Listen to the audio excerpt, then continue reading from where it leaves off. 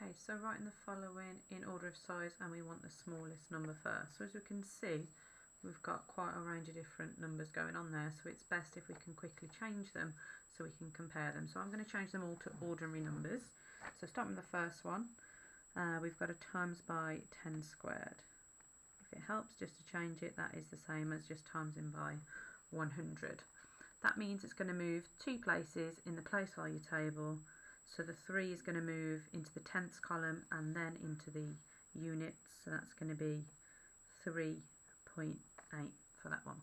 Remember, you can do this on paper and you can actually draw in your columns if that's going to help, and physically move it 2 places. On the second one then, we've got a minus 10 to the power of minus 4. So firstly, it's important to know what that means. So 10 to the minus 4 is going to be 1 over 10 to the power of 4.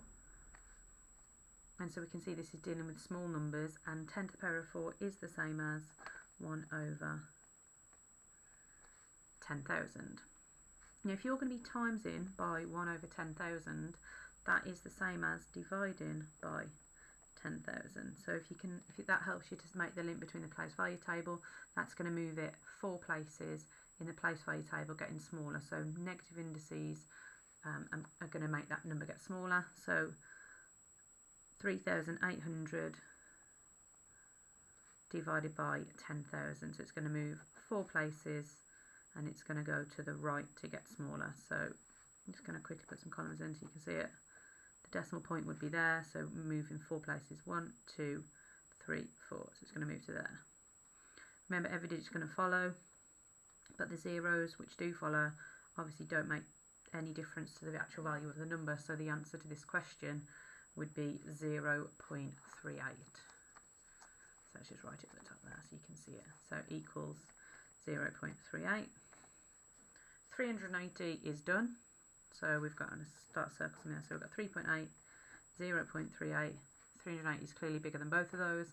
And then the final one, 10 to the minus 1, is the same as 1 over 10. So multiplying, that is the same as multiplying by 1 over 10, which is the same as, oh, you can't see it, which is the same as dividing by 10. So it's going to move, let's move that over a sec. So it's going to move 1 place to the right.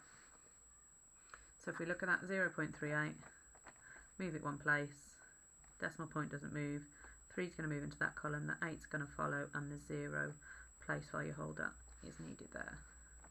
So 0.038. Now the question said, let's just put box around that, 0.038. The question said to order them starting with the smallest number. So smallest number was, let me just zoom out a sec. Ooh. Smallest number, so you can see it. Oh, apologies. Just about to see it there. Smallest number is your smallest decimal, which is over there, 0.038. Your next smallest is going to be 0.38. And then we've got 3.8. And then the largest number on there was 380. And that's your answer.